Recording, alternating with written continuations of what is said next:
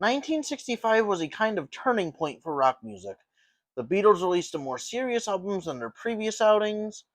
The Beach Boys filled up one of their sides with more serious ballads. And a recently turned electric Bob Dylan released two rock albums that shook the world.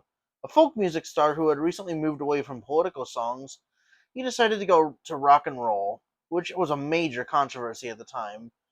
Then, that said, given how his electric trilogy are considered some of his best, I think it worked out for him. Hello, and welcome back to Tune In with Zach. In this video, I will take a look at Bob Dylan's second installment in his electric trilogy. Why not the first? I have not really listened to that album enough to form a proper opinion.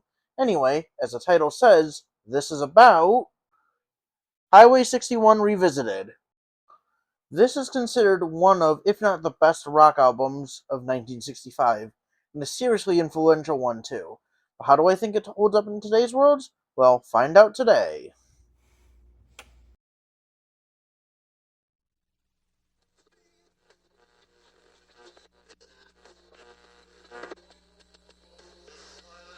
This album is very different from other rock albums at the time, as most of the songs are longer ones. The most famous one is 6 minutes, while the longest is 11 minutes.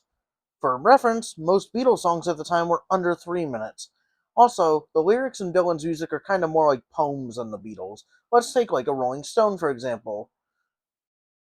It's a put-down song, but while the hook is explicitly stating things like how does it feel, the verses feel a lot more subtle with how it words things, so it ends up kind of being like a poem. This is an iconic song for a reason, and it's probably one of my favorites from Bob Dylan. I love the use of the organ in this song, and I really like how scathing it feels. It's one of my favorites on the album, personally. Another song I like is It Takes a Lot to Laugh, It Takes a Train to Cry, mainly because less of the lyrics and more so the melody. It's kind of a sad melody, but I like the out of tune sounding saloon piano. It just sounds really nice, even if the song's about frustration and sadness. And after listening to this album a few times over the years, there are songs I used to hate but now really like. For example, both Tombstone Blues and Ballad of a Thin Man.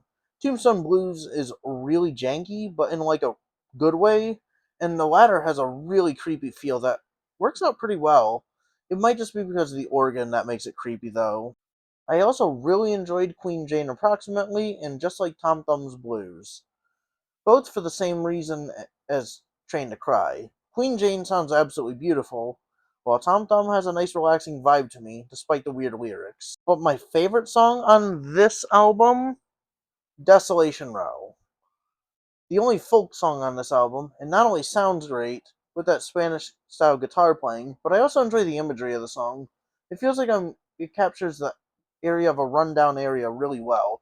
It overstays its welcome a little bit, but it's a great song still, and a great way to end the album.